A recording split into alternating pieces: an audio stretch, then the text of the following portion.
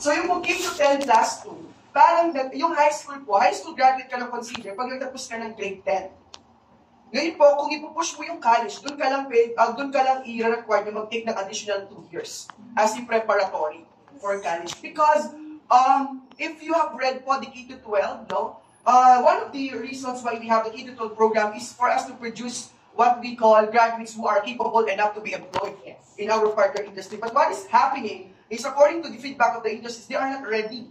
Imagine po you are a graduate of public school. This is not to derogate or have what we call a negative notion regarding public and private. Look at what we call strands po. If you are STEM, ABM, GAS, or HUMS, saan po kayo mag-OJT during your work immersion? Most of them in postal office, barangay halls, munisipyo, or fast food.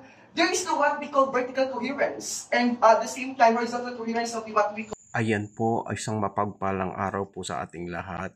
During the discussion of K-12 of my classmate na si Sir Jer po, ayan, dinidiscuss niya about K-12. At the same time, breakfast po dyan is sponsored by the politics of Municipality of Magalang, Pampanga. So, ayan po ang continuation ng explanation ng K-12 dito sa Pilipinas. So, huwag kayo pong mag-alala, hindi pa. Mga competencies natin na thousands, and number siya. And then from the 7 subjects in grade 1, yung pilot niya starts for the school year 2024, tama ba guys? 2025. So, mag-go down siya into 5 subjects na yung pinaka-focus niya is all about the numeracy and the literacy skills ng mga learners natin. So, with your participation, parang medyo maging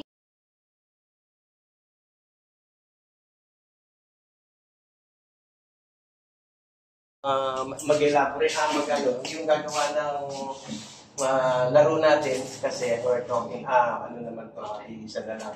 And besides, nasa teaching field lahat tayo, kukunin natin mabilisan na to. So, all we know, ikukuha na lang natin to. So, ang part na sa akin, yung different 7 types of curriculum. So, all we know, alam naman natin lahat ang mga to. So ngayon, tingnan natin kung makakarelate pa tayo sa mga to. So yung 7 types of curriculum, yung recommended, written, taught, supported, assessment, learning, and hidden. So yan, tingnan natin. One by one, may mga ano natin dito. Okay, ayan. Number 1, curriculum. And by the way, thank you Raquel. Hindi ko isipin kasi ma'am, si Raquel, na abutan ko yan, bata lang yan. Siguro mga 7 years old or 6 years old. Kaya naging kaklase ko pa siya. Actually, pinsan siya ng misis ko. Yan. Dito ko lang, ngayon, hindi ko naman alam na kaklase ko pala siya dito. Nag-research pareho kami. So, ayan, coincidence, kami pa yung makatama. Di ba? Ang ganda ng curriculum na part of the curriculum yan. So, ayan. Na gano'n, no? Oo. Nakita mo siya nung 7 years old siya. Ay, ma'am, baka wala pang sa lawal si Raquel. Joke lang yan. Nag-aaral pa kasi ako ng college noon. Tapos na ako ng commerce, accounting major ako. So, naisipan ko afterwards, dahil pinatubo yun, wala akong ginagawa sa bahay. So, naisipan ko pumasok ulit sa college. So, tinapos ko talaga yung elementary education, major in English. Pero hindi ako marunong mag-English ngayon.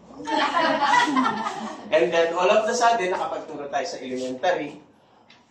Alam mo naman natin, yung unang panahon, hindi makakabuhay ng pamilya yung sweldo natin. So, kaya napilitan akong tumakas sa DepEd, hindi nagpapaalam na haul ako. So, pagdating ko sa Middle East, biglang tumaas, under Cory government, tumaas yung sweldo ng mga teacher, naging 10,000. So, hindi ko na ma-break yung contract ko doon. Mabibreak sa contract na ako. So, tinuloy-tuloy ko.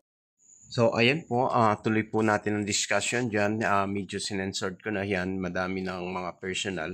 So, ayan, afterwards, nakarating po tayo dyan. Dinidiscuss ko dyan. By the way, I'm taking up 2 courses. Nakatapos ako ng 2 courses dyan. In-explain ko sa mga klase ko. Uno is commerce, major in accounting in 86. And then, follow yung education, elementary education po, major in English po tayo dyan. Dyan ang diniscuss ko. Kaya tawanan po sila. They didn't believe na at my age, babalik ulit ako sa school. So, ayan, tawanan po yung mga kaklase namin dyan. So, experience share sa mga kaklase ko kung ano ang mga pinagdaanan ko sa buhay. So ngayon, ayan naman, tuwang-tuwa naman po sila. So ganyan po ang buhay estudyante ko pagbabalik sa master's degree ko dito sa Pampanga po yan. So ayan po, later on, i-reveal ko anong school po yan. Hanggang graduation po, ayan po ng mga klase natin. Every Saturday po yan, another subject sa professor po namin sa isang subject namin yan. Sa IT naman, Advanced in Technology naman po yan. Tinuturoan tayo ng techniques ng professor natin dyan para paano gumawa ng libro. So hanggang sa susunod, have a nice day.